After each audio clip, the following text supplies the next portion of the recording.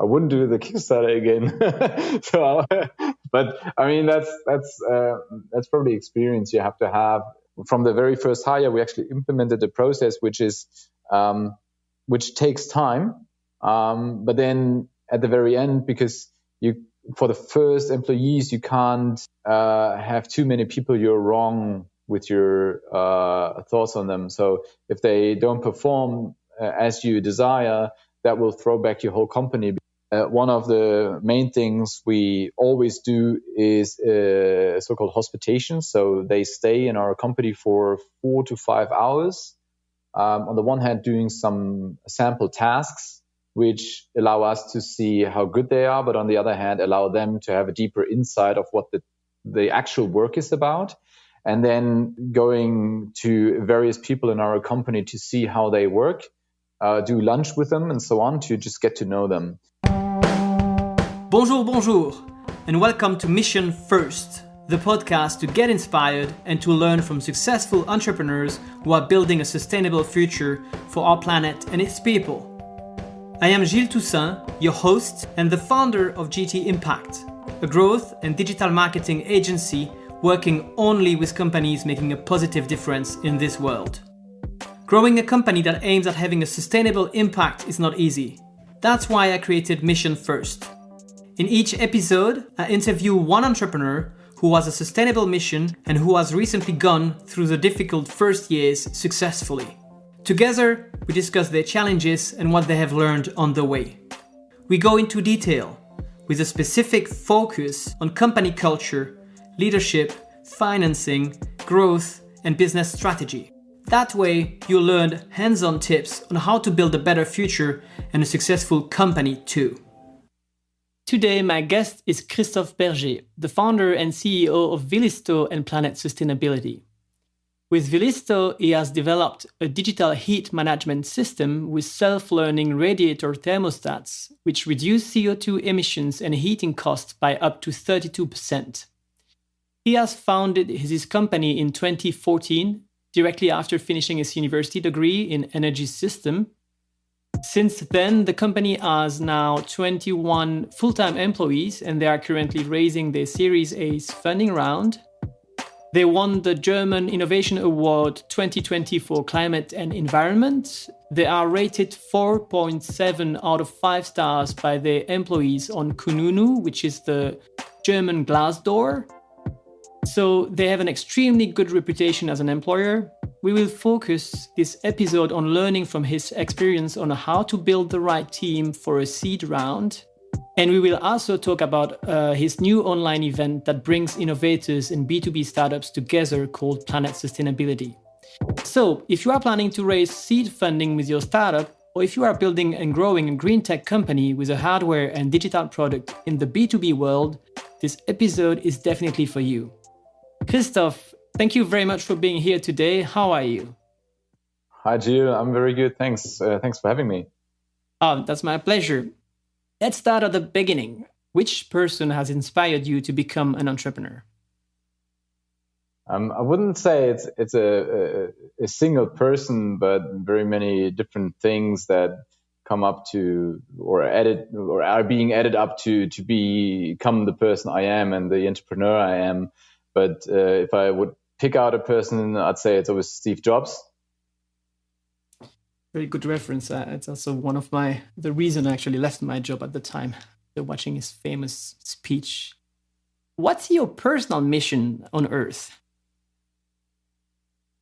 You've already mentioned that my background is energy systems. So I've always been into optimizing things and using those skills for a better environment and climate. So I'm very good in using my skills in optimization in terms of heat, energy, thermodynamics, and so on. So I think it's always good if the people use their skills in the right sense. And for me, that's actually climate protection.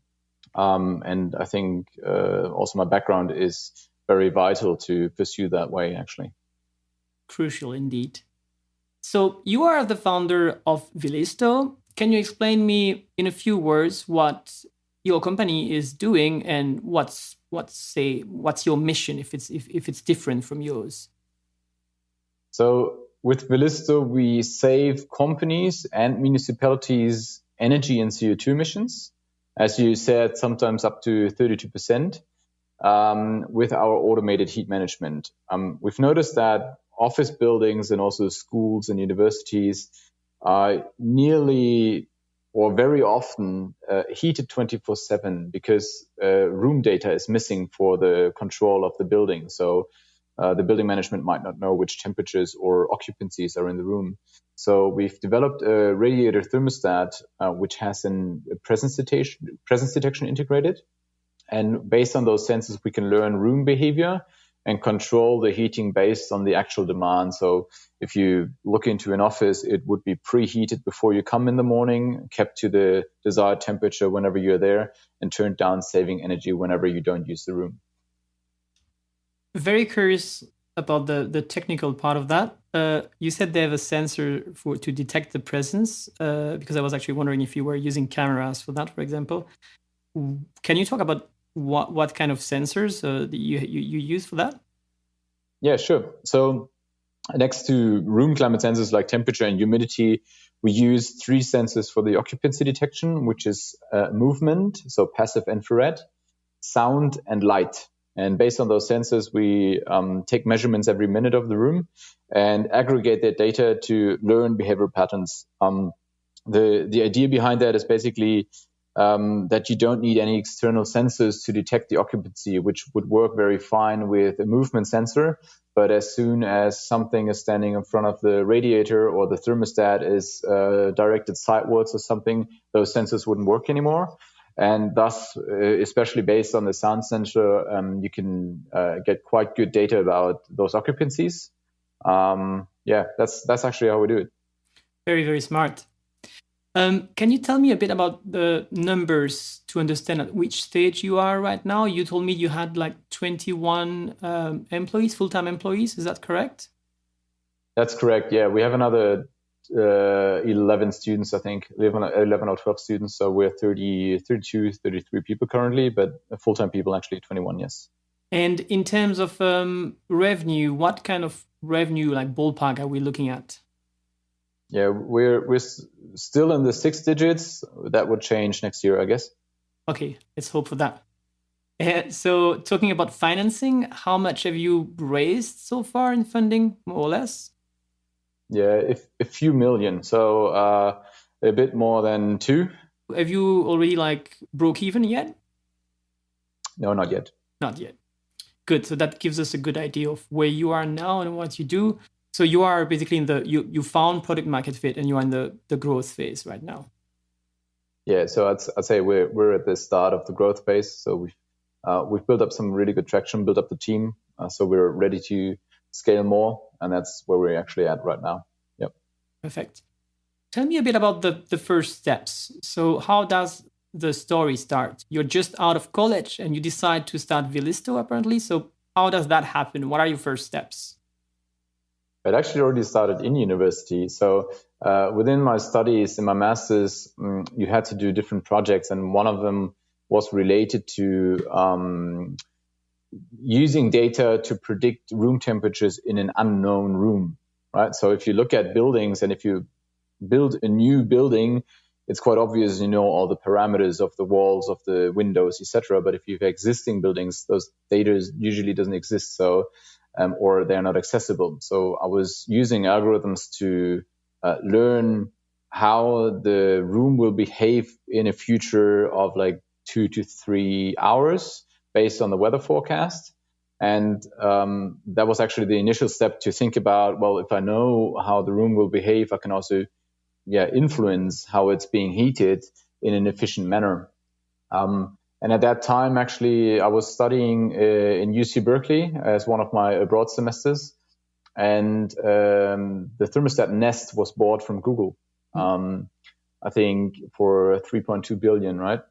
And I was thinking about, okay, there's some music in that market. How does that look like in Europe? And we have different heating systems than in America, where most of it is HVAC, and we have those classical warm water radiators. And at the same time, a founding center or like helping students founding a company at our university founded itself. And we kind of got in touch with them, and they only had like a banner on the campus saying, "Do you have an idea? Come and talk to us." And I'm like, "Oh yeah, I've got a lot of ideas. Let's see which they find most interesting." And they sent me to a hackathon from a large energy corporation, a utility, and we won a prize with not my core team now, but former times. So in 2014, it was just two friends of mine. But that brought me to looking for a team and applying for governmental funding. In Germany, we have that Exist fund where you get some start money, let's say, and that worked out. So it is more of a many things happening after another leading me to actually founding the company. So based on a university project, but then in the end through consultancy, which was available at a university and a government state funding program. But so you had the initial idea at the university, you work on it on this hackathon with friends, you said, and then you got this like grant options and you come back to Germany. And do you start the company alone? Oh yeah. So the ideas arose before and after my my studies abroad, but actually the hackathon and everything was here in Hamburg in Germany. And after that, I didn't found with the people I was with the hackathon on, but I was actually looking for other members, and one of them found at the university, and one in my, let's say, second degree friends cycle. So we were 3 people founding. Actually, one of the founders left after half a year, and we were sourcing our third founder now, Christian, through a job vacancy. We were just sourcing for co-founders in the area of sales and business development. Okay, so that, and you just put the ad on the regular like job portals. Yeah, actually, yes. We had, I think, 46 applications or something. And when you to find the second co-founder, not the third one, you said you went through your acquaintances or like word of mouth. How do you proceed? Do you how long did it take you to find that person? You just talk to all your friends, you call all of them, you post on Facebook? No, it's a word of mouth thing, I'd say. So at least how it happened with us. It is a friend I've known for many years, but only as a friend of my friends, basically. And I was just talking to all my friends about the ideas I had, and which is probably the first way you go and talk to your first degree people and ask them about that idea you have. And at that point, it popped out that, I know Lasse, he's not really happy in his job right now, and he wants to move back to northern Germany because he was in Munich at that time. And he by incident had the right skills also to complement the team. So And what was his background? Because the interesting thing is you started, I saw on LinkedIn, you were like more the founder and you're more the product developer, and then you turned to be the CEO. What was his background? Correct. Yeah, so as my background is energy systems, his background was computer science, and Christian's background is behavioral economics. And I indeed actually moved from an initial product development and also using the algorithms and implementing the first version of it to more of the business development, financial, and recruiting part, or personal HR management. And we employed our very first employee, for example, is a PhD in control systems who overtook my parts in the technical terms then. Okay. And did you already have the grant before you managed to attract your second co-founder, or did you get it or apply for it together? Yeah, we actually had the grant already. We were running half a year with the grant already, and it's a 1-year program. So after half a year, we swapped one of the founders, which was a guy who came from the economics area as like a consultancy. So that's what his job was initially, and he went back to that job. So we had to switch the founders there. So we ended up with Lasse and Christian. which is a very good, let's say, highly complementary but very diverse founding team. And that's a very, very interesting part here. You tell me if you can talk about it or not, but when you have to swap co-founders like that, how did you handle and manage all the equity shares and everything? Did you just like sell, did the co-founder leaving just like sold his shares? Yeah, so I'd say there's no other option. You wouldn't find investors if there's like dead shares or people with dead shares running around who don't add value to the company anymore. You basically, as soon as the company doesn't have any value yet, and we didn't even have an MVP by that. So it's such an early stage that if you then leave, you have to buy back everything. To be fair, in our case, you could have set up better terms at the very beginning to handle those events, which we handled manually now. But I would always set up proper terms between the founders of vesting and how long you have to be in the company to even get a single share. Okay. Like the investors do as well. Yeah.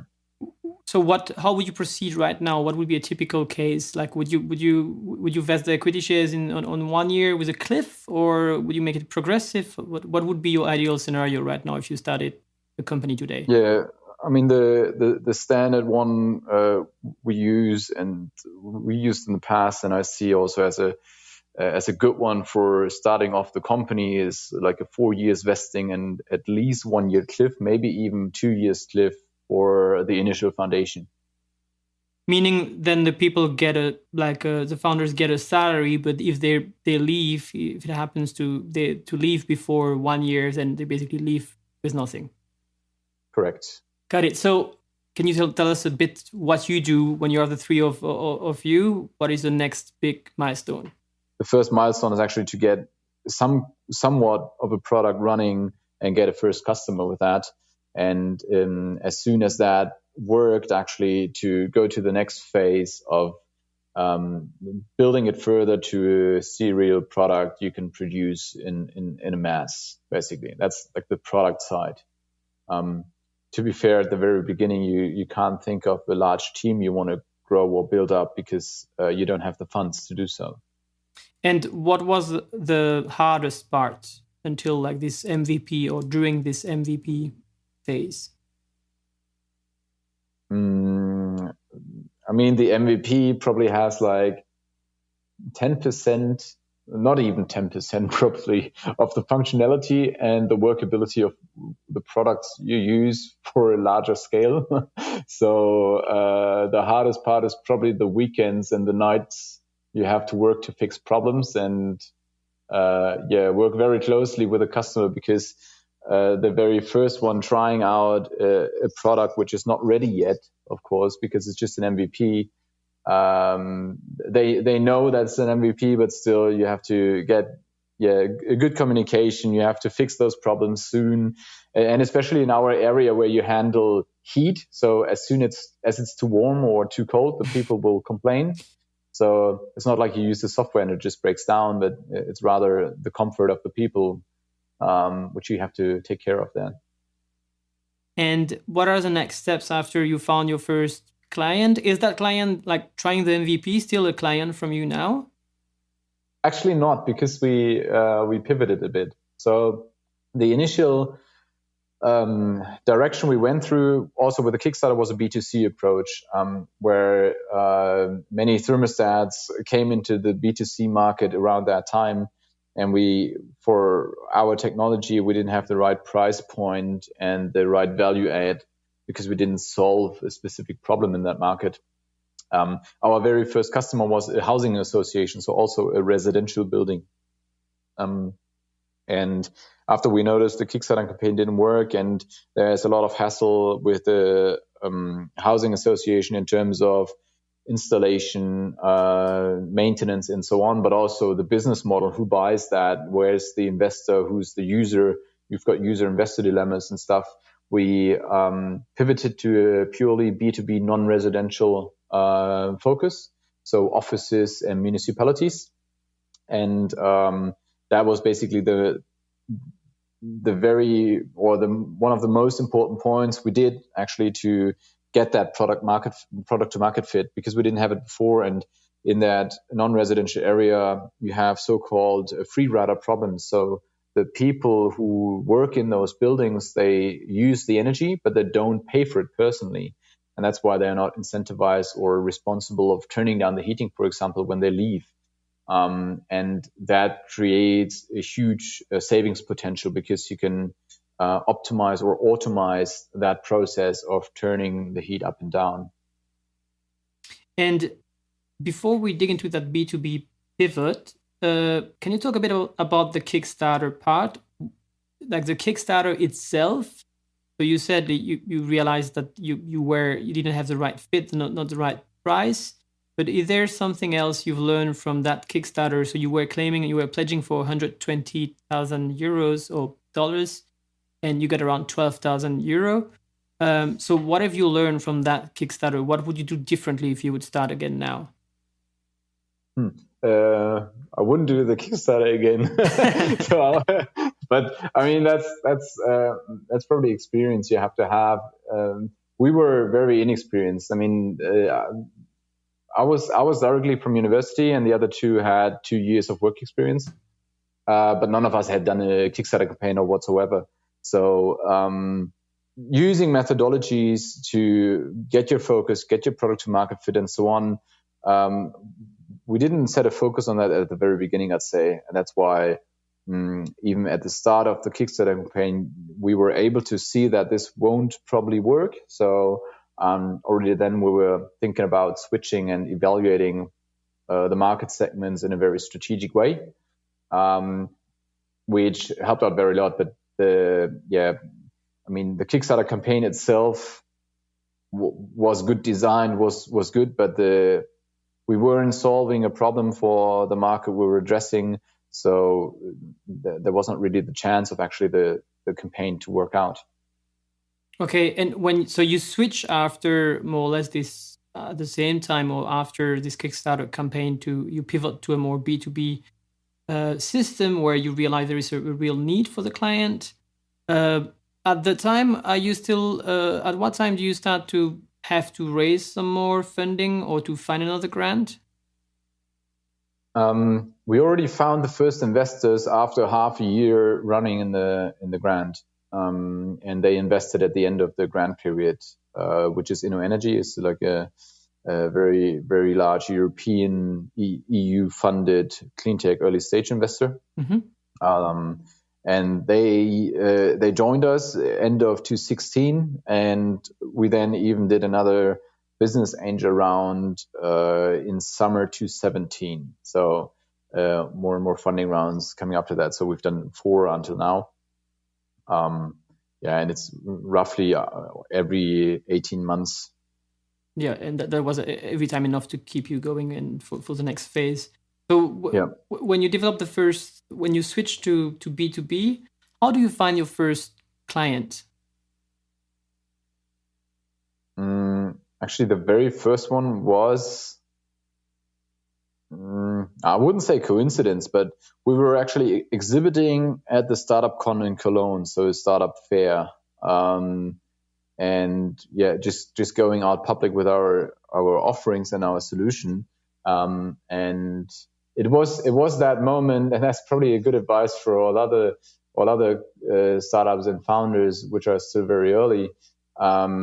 If you are on a fair, stay to the very, very end, right? You might notice the startups or the people leaving like 10 minutes before it's over. I've already, going away, leaving because there's nobody coming.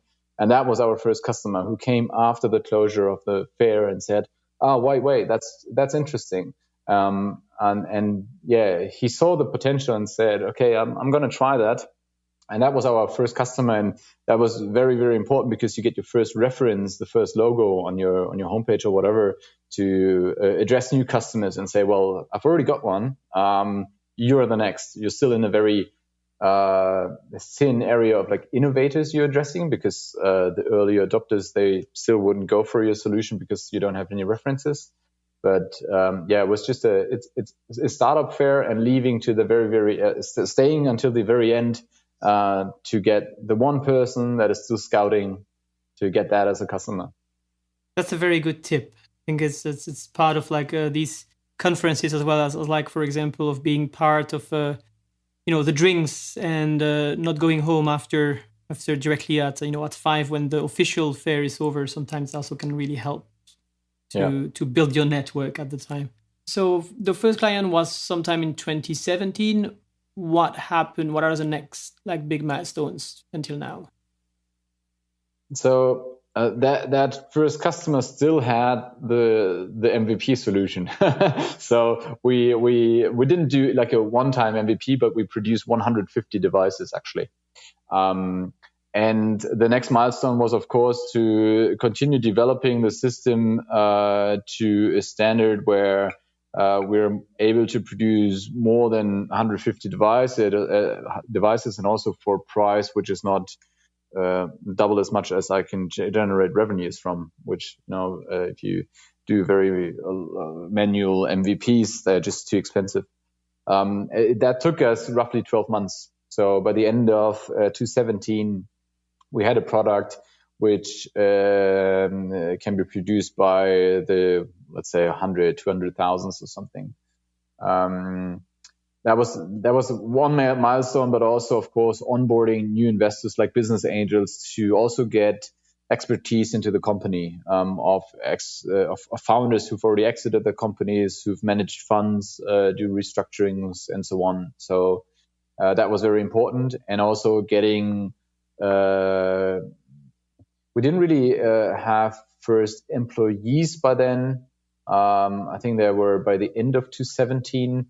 But, working with students, interns, to get some feeling and get your head into working with more people than just as founders who by then knew each other very well. How do you find these interns, by the way? Because I'm actually looking for some intern and some partners to work with me now. So I'm curious, how do you find them then? There are different ways. I mean, on the one hand, it's always about network. So we have a very, very good network to the university. So most of the students and interns we have and had are technical guys or girls. And because myself, but also other employees here who studied or did their PhD at our university have very good connections to the institutes. And also my friends, I'd say half of my friends are actually doing their PhD at university or did and are a postdoc now. So you have a broad network into that area. But on the other hand, actually use the official channels of posting vacancies. So for the universities, for example, Hamburg, but also other cities, they have the Studierendenwerk. And through that, you can post job inquiries, and then you get, it depends on your topic, you get good or loads of applications actually.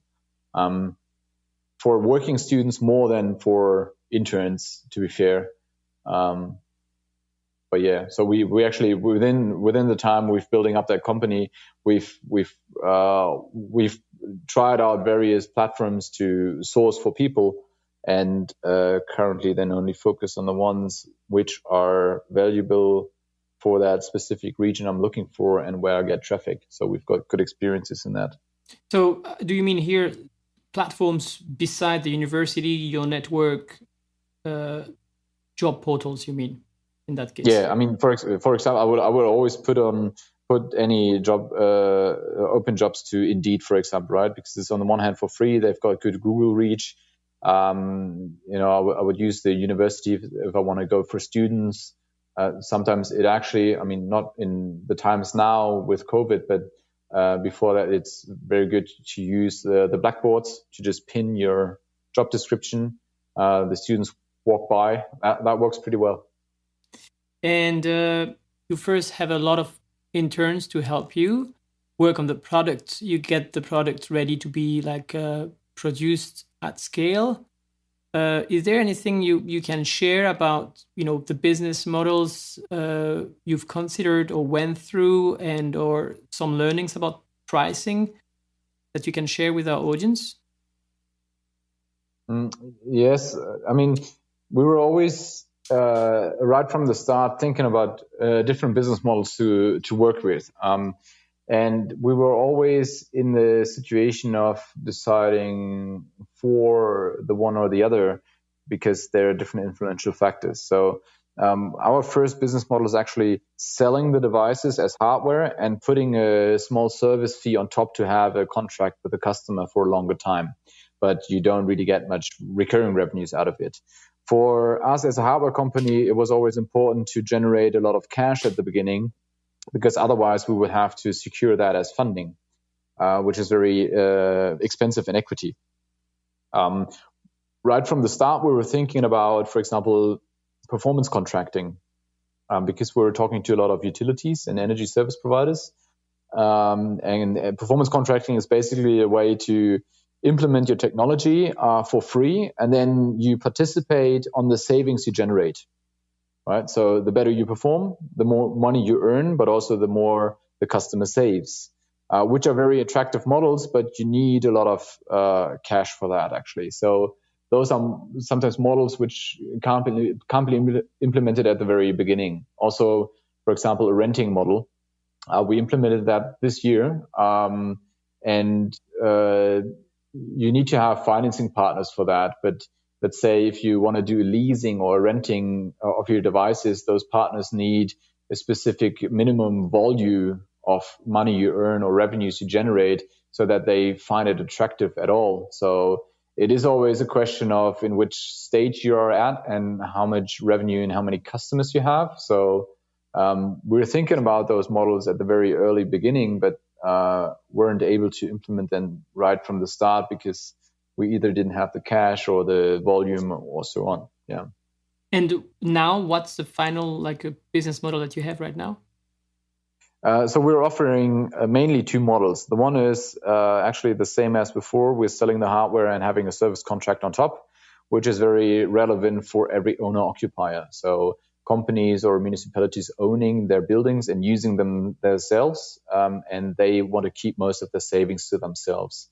For companies and municipalities who don't have that much cash, so they can't invest, and also for tenants of buildings, we're offering a renting model, which orientates itself by the amount of heat cost you have as of today. So we'll take a portion of the money you pay on your heating bill today, which is nearly an energy contracting, but it's not based on the real performance, but actually just on the past data you had. Okay, so now that you're talking about passing the step with all the interns, you arrive at a time where you need to hire your first employees, and I think there was something very interesting that we wanted to talk about in terms of you sent me the do's and don'ts about how to build the right team for a seed round. When you mean the seed round here, you mean all the different small business angels rounds that you've made?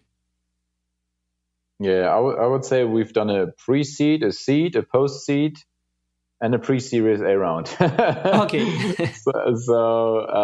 It's hard for, let's say, inexperienced founders also then developing a hardware product, which is very capital intensive, to raise huge amounts of funds for a good valuation at the beginning. So you do a few rounds, which is not my recommendation, but in our case, there wasn't really a better chance to get more money for good conditions. What would you do when you said it wouldn't be a recommendation? What would be a recommendation now? I mean, a recommendation is always to get as much money as you can get. But it still has to, of course, be balanced with how much equity you give away. So, I mean, the government grant we got at the beginning is just 120 euros, which is very limited if you want to pay salaries, which are very low, but on the other hand, still have to develop hardware, buy stuff, and all of that. so that money is running out very fast.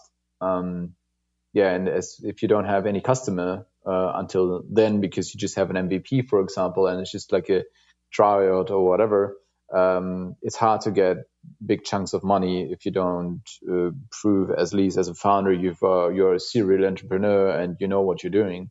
So as a first-time founder, that's always a bit harder, I guess. So every time you do this like investment round, you dilute a little bit the company and your shares.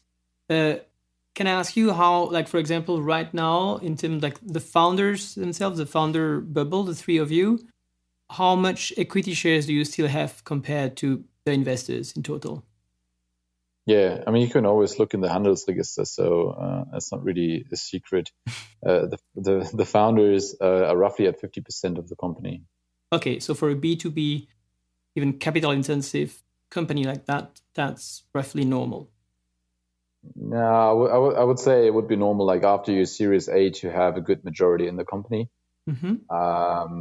which we won't have, but yeah.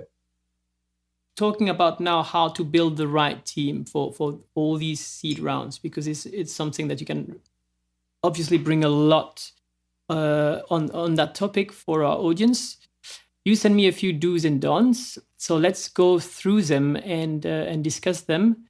The first do you sent me was take your time for a good and professional recruitment process. Can you iterate on that? Yeah, definitely.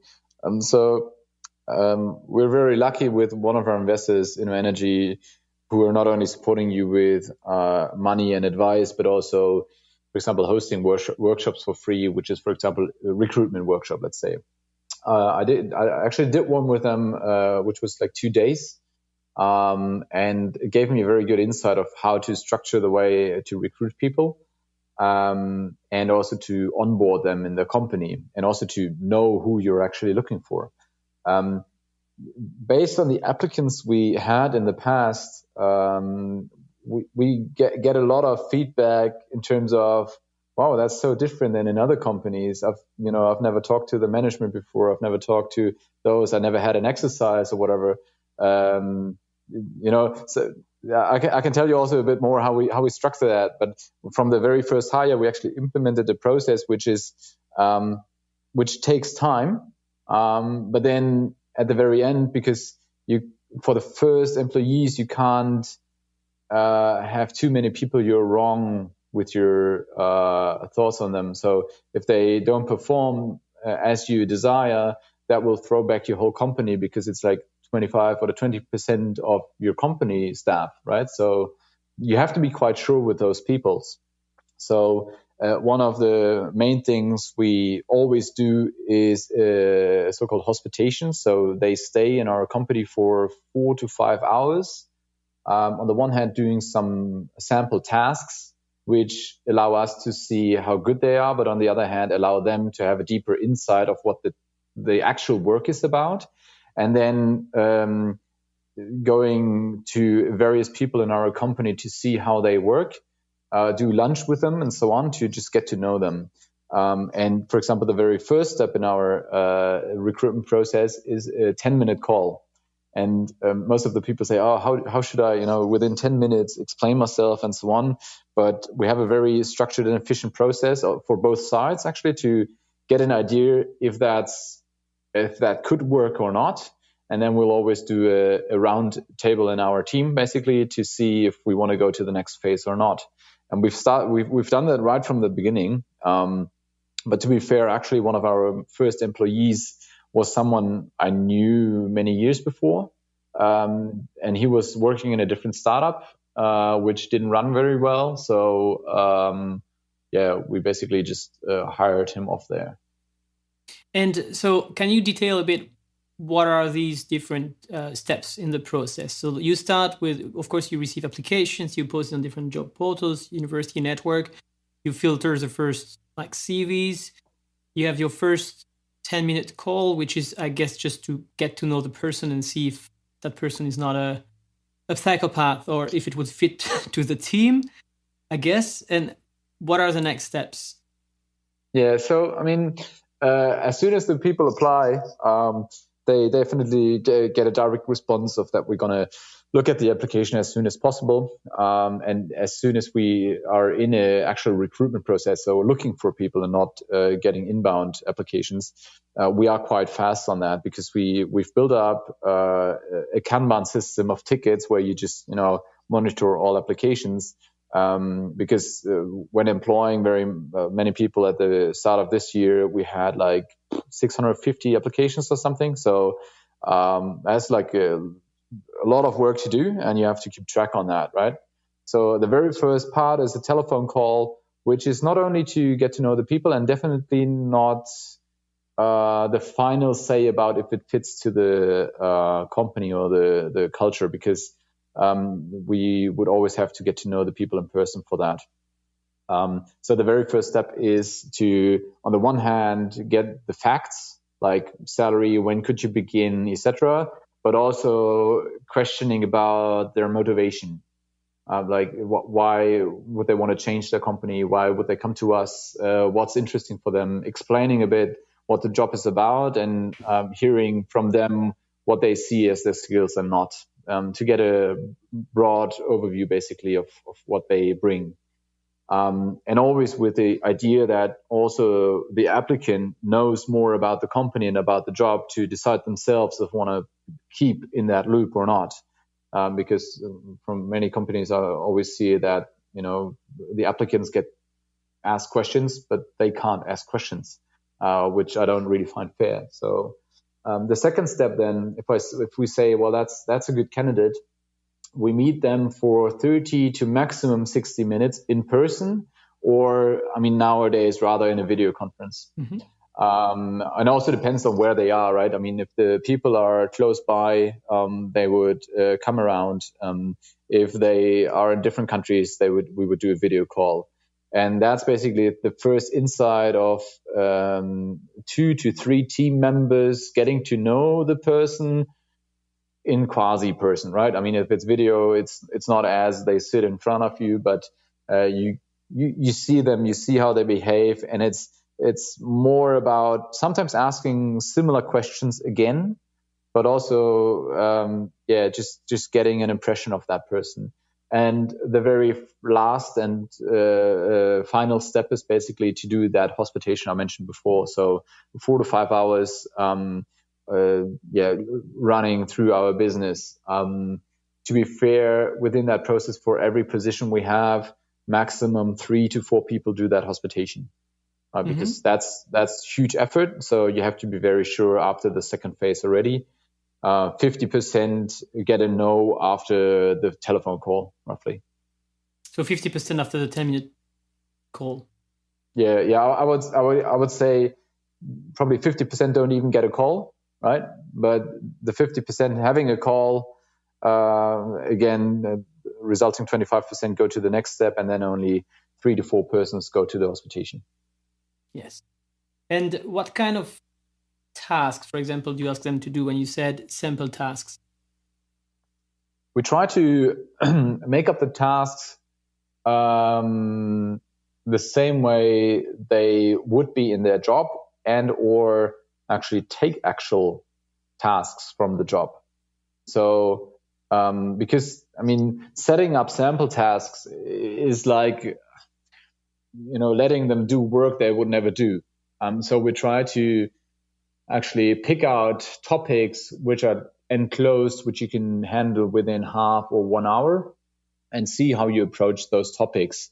For example, if you look for somebody who's doing office management, they get loads of files, for example, of invoices or whatever, or emails which come into the info at mailbox or whatever, and let them sort and see how and if they can already see what kind of question that is or what kind of document it is and how you would handle it. So it is actually the real tasks you would do. And let's say for programming, that is programming tasks, sometimes as tasks or sometimes as you get a sheet of paper and you explain what the code actually will execute and where the pitfalls are.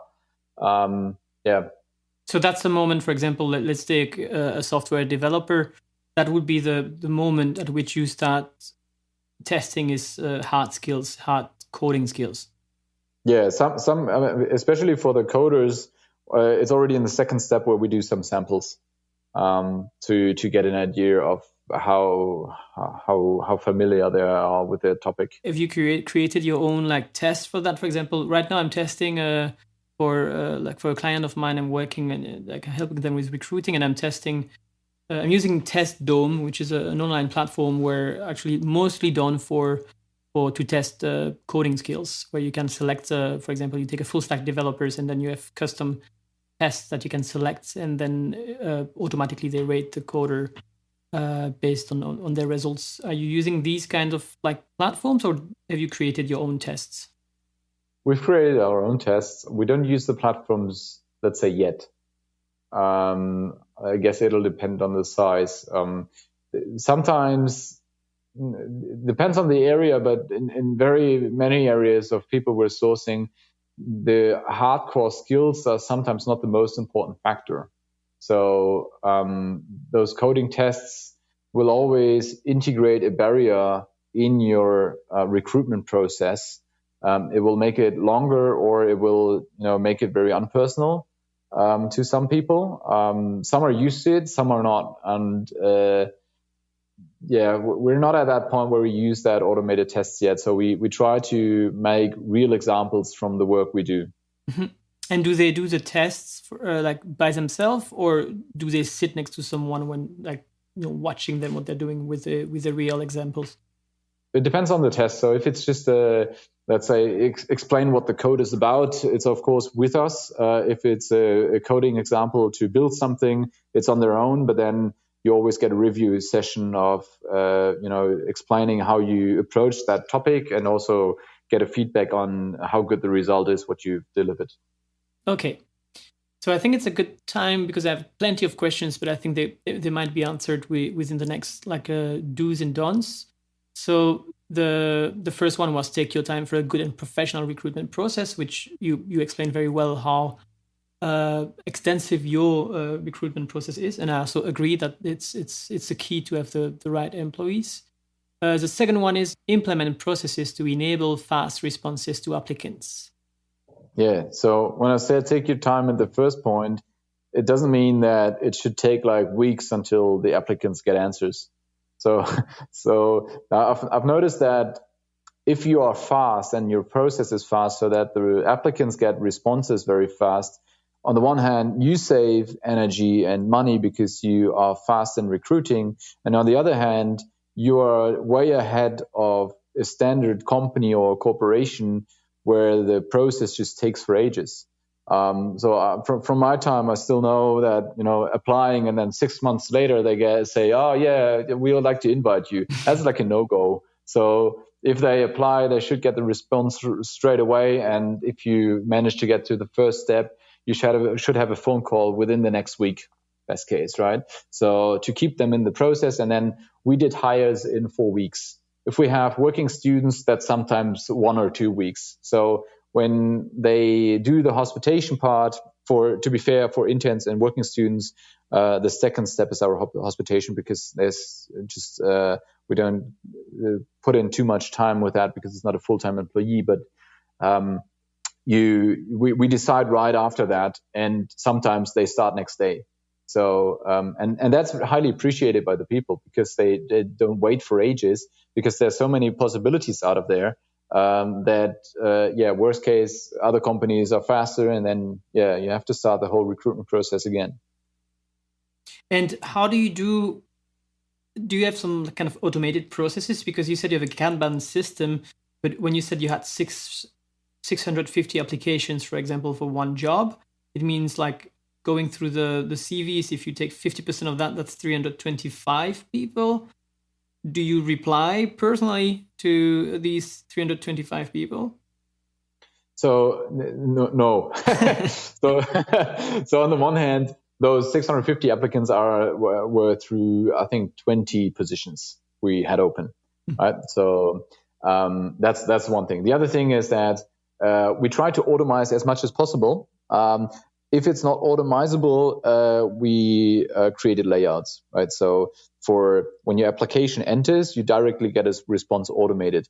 But as soon as one of the HR employees who's a working student is putting up a ticket and reviewing, they do get the template answer, we're currently actually reviewing, we'll get back to you within the next 2 days or something. So that is a semi-manual process.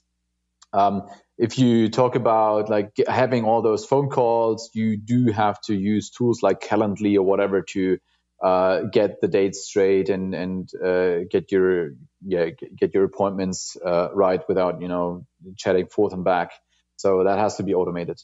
Yeah, Calendly is fantastic for that. Are you using any other like tools than Calendly, like Personio or like these recruitment softwares? So many things, especially in the development team, we're using Jira for. So Atlassian Jira, which is very famous in development topics. We use that for the talent management process as well. But we're going to change to our CRM in the future. So we're using Zoho as a CRM, and that can also do things like recruitment processes, but also talent management when they're already onboarded in their company. A bit like some other softwares which are out of there who specifically only concentrate on that topic. Okay. The third do that you sent me was source a diverse team. Can you explain me? Yes. So diverse is not only different ages, different nationalities, different cultures, and of course different genders. But there's more to it. So maybe talking about the genders in the first place, we were 3 guys starting the company. The first employees were guys. It was super hard to get the first girls into the team.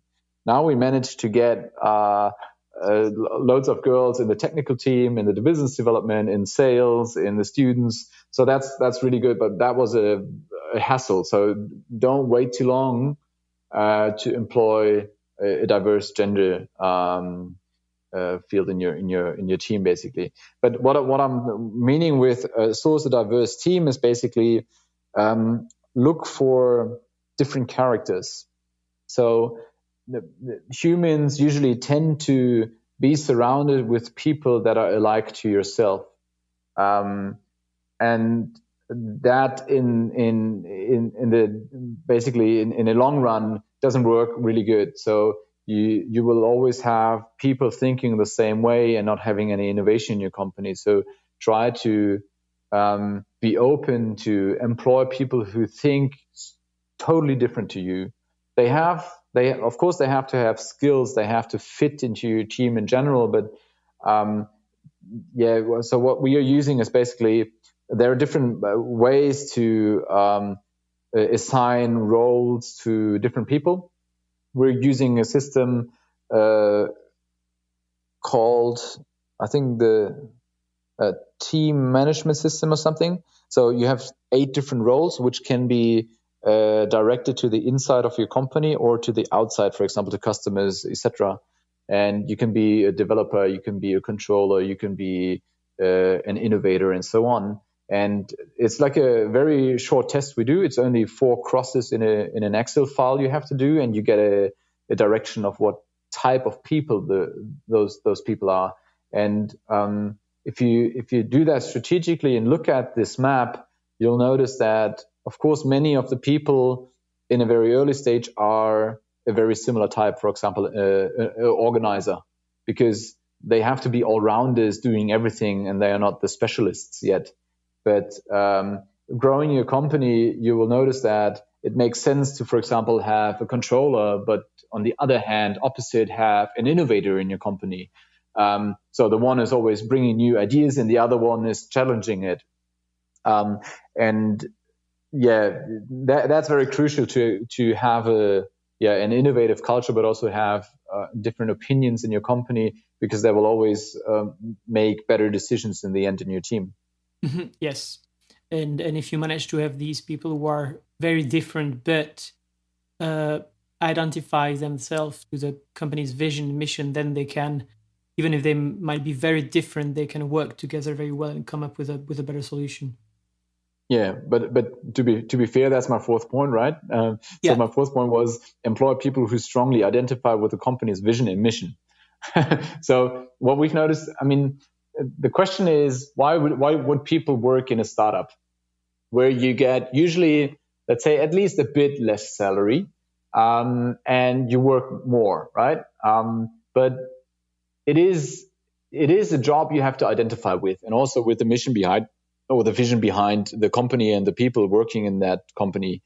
And if we have two people at the same level, all exactly the same, we will always choose the one who tends to have more identification with our vision, because that will be the long-term anchor in the company.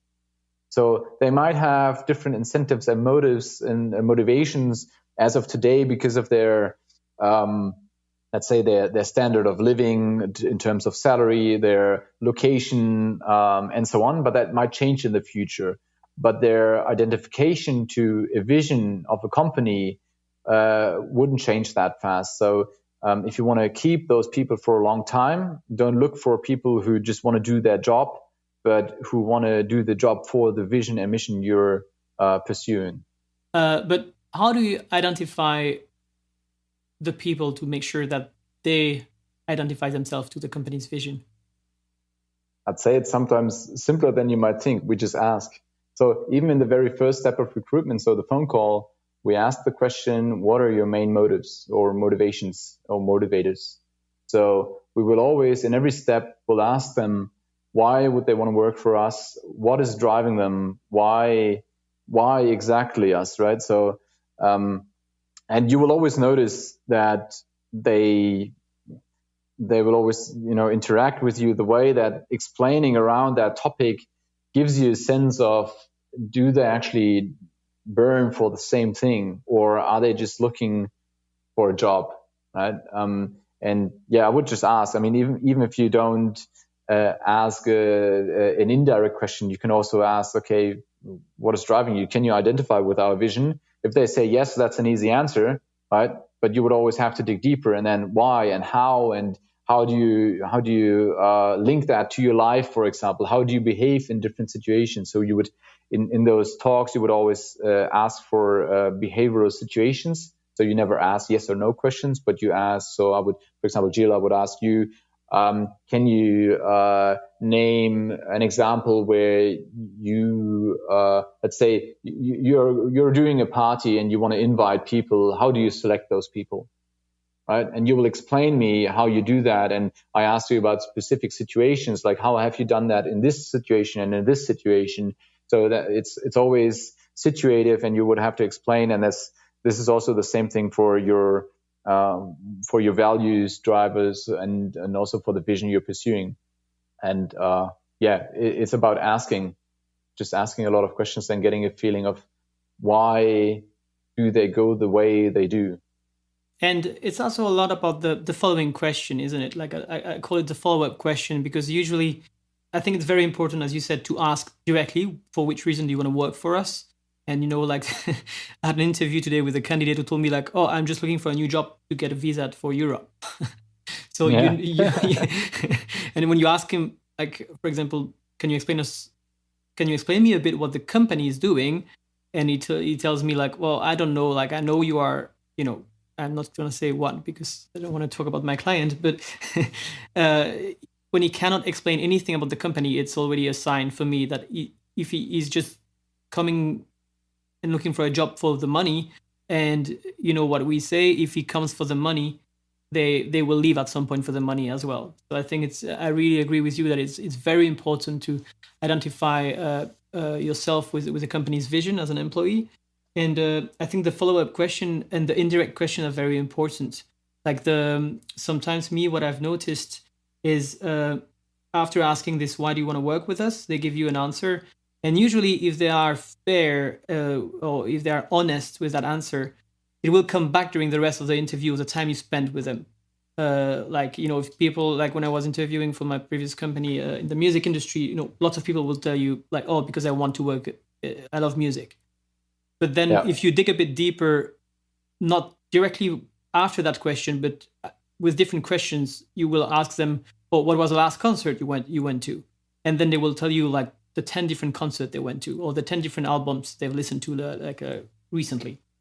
And that usually tells you more, I think, about the people's motivation. It's basically what you just explained.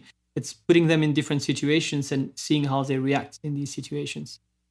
Yeah, it is actually key for every recruitment process or every talk you should you do with those applicants. That is the way how to identify if it fits or not. And also, just on a personal level, you can rather identify with situations and decisions they take rather than a yes or no answer to see if there's a harmony between you or not, for example. Yes, and have you also noticed that mirroring works pretty well? In that case, when somebody tells you like, "Oh, I really love music," and if you say, "Oh, you love music," and if you do that a couple of times, they will just keep on digging further, and you will see how honest they are with the answers. Yeah, true. So that brings me to the next do's and don'ts, which is this time a don't. You said don't employ people if any one of the core team has a bad feeling about it. I love that one. Yeah, we actually have a rule that everyone can have a veto. So not the full 30 people in our team, because that would make the process just too big and too large. But within the talent management, let's say execution team, we are 5 people, maybe 6 sometimes, and especially the founders, but also the other ones. If they have like a weird gut feeling, we don't employ, because and that brought us where we are. I think, as I said at the beginning, the founding team is very diverse, but thus very complementary.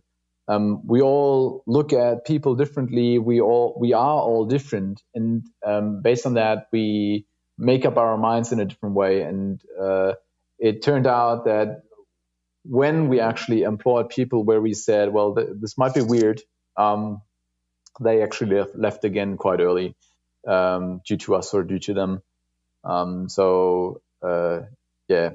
The gut feeling is sometimes way better than you think. Is it something you do with like no question asked? If somebody says, "Sorry, I don't feel like hiring that person, I have a bad feeling," you don't ask any question, you say, "Okay, fine." I mean, you would always want to try to let the person explain, right? How did this come up? And we'll always mirror that and say, well, I've seen that situation, that and that context, and not this one you've noticed, to see how strong that feeling is or not. But generally, within the process, we have different touch points in the team and also that talent management team, and they have seen a lot from that person, from the CV to the hospitation and so on. At the very end, we say, okay, will we employ or not? And somebody in that round says, I have a weird feeling about this, then we don't employ that person. Mm-hmm. Does it mean that you always see every candidate? I mean, the core management team, you are like 30 people now. Does it mean that even for any role in your company right now, they always end up meeting the management team? Not necessarily all interns or working students, but full-time positions, yes. Mm-hmm. And the last don't you told me was don't only employ people who aren't better than yourself. Yeah, I try to do don'ts while it's rather a do.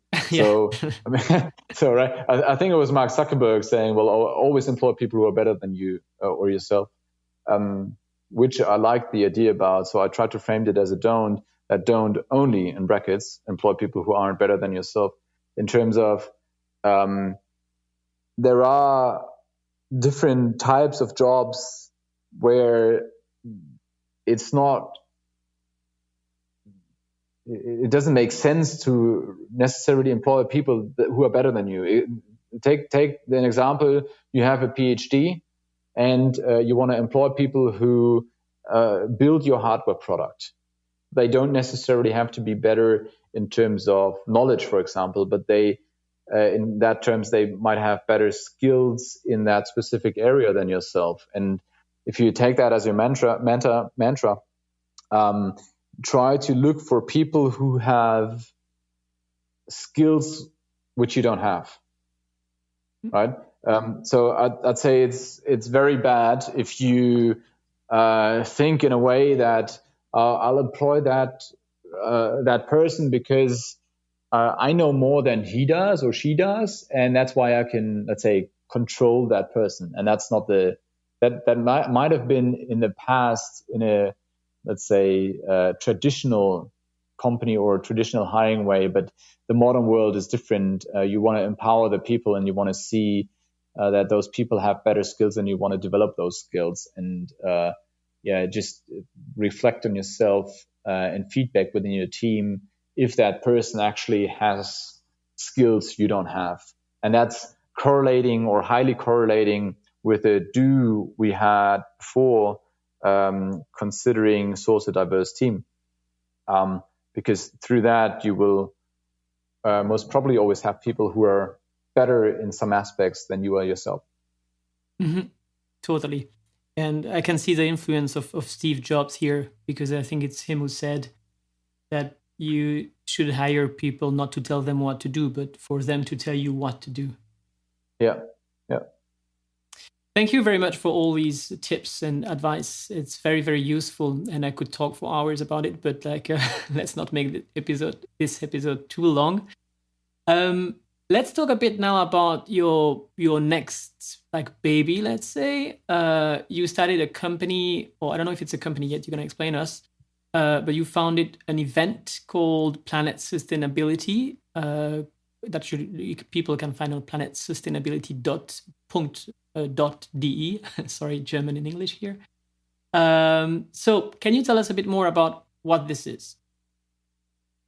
Yeah, so I have to tell you the story about it to see where it ends up. Basically, to say what it is an online B2B event for finding and offering sustainable business solutions. So as we are a B2B company, we in our values, in our vision, sustainability is a very deep anchor. And most of our sales is done through direct sales in our company. So we're looking for large key accounts with huge real estate portfolios to generate impact. And when in March, COVID entered the world, or at least Germany in March, in some countries earlier than that, direct acquisition channels went down because the people had other concerns. So we had to refocus and also look for other channels, and especially for pre-qualifying customer leads. So that if you call them, they don't give you the answer, or come on, you don't have better things to do than that. Because, let's take a public administration where those people have to work in home offices, but they don't have laptops. They have different concerns at that time. It took maybe eight weeks to get them running again. And we were looking for let's say an online fair, so as you would exhibit on a normal fair. And an audience would come, which is rather pre-qualified because they're interested in that topic. We wanted to exhibit on an online fair for sustainability. Now, what we've noticed, though, is that within the market, the analog, so offline fairs tried to go online, but they kept the same concept, which doesn't work because online things are working differently. How you approach people, how you talk to people, how you exchange ideas, etc. So that didn't really work out. And also for the sustainability space, there wasn't any fair out there. For looking at sustainability, there were conferences, panels, etc. So all things where you can strengthen your brand if you are a speaker, but you can't do sales. because those formats are a one-to-N talk, right? So you have your panel, and 300 people are listening, but you don't have access to their contact details. You don't know who they are. They don't interact. So when all the state funding programs came up to rescue the economy and also the startups, they were very important, but it took a while until money is being spent, and we were always on the side that those programs are very good, but for a startup it's always even better if you allow them to have more sales channels, because if you generate good sales within that time, you will have higher chances to get better funding afterwards then. So that was the idea. And because we didn't find that specific niche of event, we said, okay, we're going to found that ourselves. It's actually not a company. It's just a brand of Vilisto currently, because you don't want to, put a legal entity in it if you don't know where it ends up next year, for example, right? Mm-hmm. So yeah, we initiated Plant Sustainability as self-help for the startups. So the startups don't have to pay. If I talk to fairs who are trying to go digital, the companies have to pay still 3,000 euros to get a virtual 3D booth. I'm like, okay, really? I mean, that's it's a digital event. Why would I need a 3D booth? It doesn't really make sense to me. The other formats are more interesting. So the startups only pay very little fee, and they get it actually back when they bring their network. So if they bring customers, for example, because those are pre-qualified people who might be interested in all other 99 solutions available on the platform. And it is like a one-day event where the startups basically exhibit, and innovators who are CEOs, innovation managers, climate sustainability managers, CSR, and so on, come and scout for solutions. And how is that scouting happening? I'm curious, because as you said, you want to make it different than the typical online events. So how is that working? Yeah, so we're using a platform which is a startup in Berlin called Talk, and they are experts in matching people. So as soon as you enter the platform, you will see every participant, and you will, because of the onboarding you do, which is done through specific questions of what your interest is and what you're looking for, but also, for example, what your hobby is, you will be matched on a global scale to all other participants in the event. So even entering the event and just being there for 1 hour and not all day will give you the value add to have multiple contacts. You see which fit well to your interests and your needs, and you can talk to them. Within the platform, you can always directly chat, directly go one-on-one calls, and there's also like a Calendly integrated in there, so you can manage to have appointments to them and so on. And the startup will have a specific profile where you can upload videos, documents, etc. So the people can just inform themselves, and then you will have up to 5 or 6 people from the startup on the platform you can directly talk to over that profile. And based on that setting, other formats are integrated. For example, is speed networking. I mean, we all know speed dating, speed networking, right? But it is using the same global optimization to match the right people. We'll do that 3 times over the day. Over like 30 minutes, you will meet 6 people, each 5 minutes. And it's all meant to bring the right people together without, browsing through the participants list and don't know what they're interested in and so on. So it's a lot through matchmakings. Okay, so it's going to be a very good event to network and between startups and all these decision makers who are looking for sustainable products and companies. Right. Yeah. And I will ask you the link to the Talk app or company, because I can't find it online. I will ask you the link after, and I will add it to the resources of this episode. What will be a measure of success for you in 1 year with that event? if it happens again and is at least 3 times bigger than the first time. But so what is a success for the first time? Which, like, how big should it be? So we already have 100 startups online, and based on the people joining from the startups, there are already 300 people from the startups.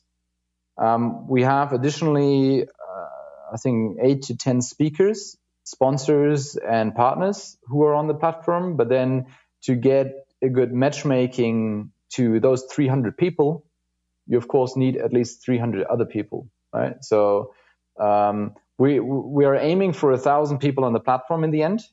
We have 1 week to go.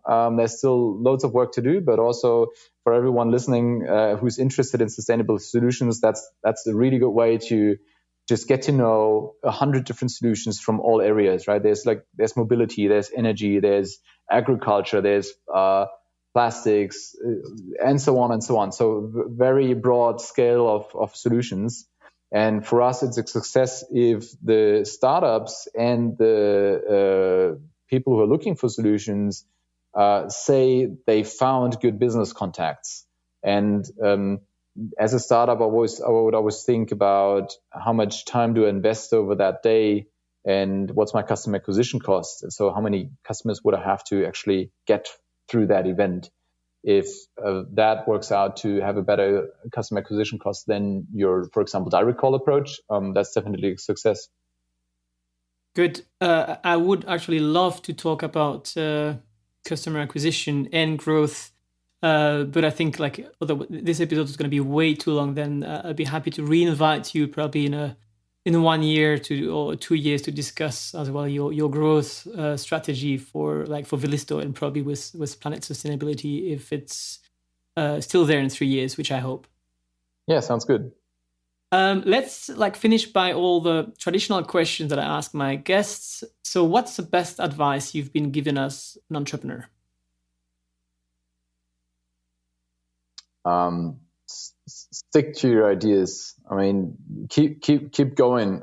You would always have to verify and get feedback, but especially at the beginning, there will be many people say, "Well, that's not the right way to go," or "That's a bad idea," for example, because they're just not thinking the way you are and having the vision, maybe. So don't let you stop from them. Keep going as soon as it's reasonable. If you get like those hints of, yeah, that could be a thing. And how do you, at the other extreme, how do you know that actually you need to change your idea? Keep an eye on the results. I mean, to take our Kickstarter campaign, that is a result where you know, okay, that flopped, that didn't work, that doesn't seem to be the right direction, or we are really bad in doing things, but we weren't. So, I mean, we get those advices from our shareholders, but also from, if they haven't been shareholders before, or before they were shareholders, from our advisors, to direct you in a way. The best advice or the best guidance is always the customer, I'd say. So if they say, I need that, that's cool. That's a good advice. If everybody says, oh, that's a dumb idea, nobody needs that. Either you're asking the wrong people because it's not your target group, or actually nobody needs that. What's your favorite question to ask candidates during your recruiting process? A very good one. The question is, if we don't accept your application, why didn't we? That's a really good one. First time I hear it. Yeah, it's a super good one for self-reflection. And to be fair, you actually, I'd say 90% you get that answer which you had the feeling about before. And okay, yeah, so very interesting. So people where you have some doubts about, they would probably tell you about that doubt if that goes well. But for the people that you end up hiring, what did they tell you? Usually they actually tell you if they have the same feeling about the talks you have, that's already a good thing, right? So if they think it is a very different point than you might think, then you didn't talk to another quite good, right? So usually they answer the question in a way that they know what their weakness is. Let's say if you have a sales guy, they would, I mean, most of them would say, oh, they're around. I can't think of any reason, which is always a really bad answer because there are always reasons to say no. But it is a common thing for, of course, sales guys to be good in selling themselves. So they don't find any reasons. But I can't remember all of them. But I'd say probably one of the sales people we hired said, well, maybe you say no because I'm not too experienced enough yet, which is a thing you can work on, right? So if you talk about technical stuff, then it is rather the case that they say, well, maybe I don't have the right skill set, and that will be the thing. Sometimes it's also very interesting that the people tell you, maybe our chemistry didn't fit together. And that's only on the phone call, like the first thing. And I'm like, yeah, it's somehow true. So, which is super weird, but yeah, it's a really good question. And actually most of the people say, oh, that's a really good question. Never heard that before. So they really have to think about it. And that's good. That's a fantastic question. Yeah, thank you. Which book would you recommend entrepreneurs like you to read? That's a really hard question for me because I don't really read a lot of books. I'm more of I have to experience things and try things out. I think one of my skills is actually to identify many things and get the knowledge at the point where I need it. For example, I've read a really good book, which is Der Fisch stinkt vom Kopf. So the fish stinks from the head. So basically management theory that if the team doesn't work, it's always the manager who's fucking up and not the people, which is about how to motivate people, how to interact with them, how to speak on different levels with them, and so on. It's a really good book based on a fish seller on the Hamburg fish market. So it's recommendable, definitely. But I would say in general, I'm not the fan of reading multiple books and then knowing how to do it.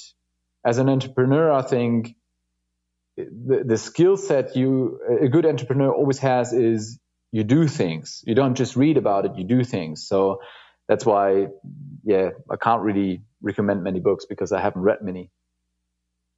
And is that the same, for example, regarding like trainings, podcasts, blogs, or influencers you would recommend for entrepreneurs and other people growing a startup like yours? Do you have any of these in mind that you could recommend? To be fair, I don't have much spare time to do many of those things. What I can definitely recommend is get professional trainings where you don't have the skill set. So our very successful HR process, that's not from scratch from us, right? We did a coaching, we did 2 days training on it to then get the skill set of developing it further on our own based on our business. So that is always a recommendation, and that could be any channel. So it could be a specific book about it, it could be a specific podcast about it, and so on. But try to identify yourself where you need knowledge. But also, I mean, listening to podcasts is a really nice thing. I like, which is not for entrepreneurship, but Fest and Flauschig in Germany is really nice, where you just get, you get inspiration sometimes. You for example, listening to your podcast now with me will probably inspire some people to rethink their processes, think about how they approach stuff or how to build up their startup. And that's very important to, not just live in your own bubble, but to get your, get there or where other basically some input to think about stuff. Where, for example, myself, it is more my family and my child, where my wife and child are they're also different to me as a person, of course. But then they they bring a lot of value in me rethinking things also in the company. So you just need your inspirational source, I guess, which could be different for anyone. Tell us one thing about you that I wouldn't be able to find out online. Maybe it's not online because it shouldn't be online. Let me think. I like gardening. I don't think that's online, but I like growing my own plants and cooking with the stuff I've grown there. Oh, do you have a garden at home? No, so sadly not. I have a balcony face to the north. Yeah. Really bad, but yeah, I'm trying to improve on that. Now that you mentioned that you are dad, do you have any tips for the dad entrepreneurs out there? Something you've learned, something you know that has helped you to go through both, like the paternity and to manage both paternity and entrepreneurship? Yeah, I think it's rather the decision to take. Let's say, for example, looking at the timing, which is a very important thing. It will never be a good time because you will always be with shitloads of work. You will always have your mind around your company because it's your baby. You're then maybe second baby, right? But think about it in a way that it doesn't matter at which timing you do it. You shouldn't wait for it because, I mean, that if you think of phases in a startup, you'll have your seed phase, Series A, Series B. When is the best time for it? You will always have challenges which are bigger than the ones before. So it'll never get better, actually. So we just said, well, then we can do it anyway. So it's more of that decision-taking process and then try to keep a balance. And that's through communication. That's probably the only advice I can give. And you will find the models to handle it. But it'll never be probably a good timing. Yep. Thank you for the advice. Do you have one last thing you'd like to share with the entrepreneurs of our audience? Where can they find you, your company? Are you hiring now? Are you apparently looking for funding? But do you have some messages for the potential investors listening to this podcast? So this is your time now to share whatever you want with our listeners. All right. So as you mentioned at the beginning, we're actually in funding. Yes. Series A, we're raising a couple of millions. So if anyone is interested, always reach out through LinkedIn. Is very easy.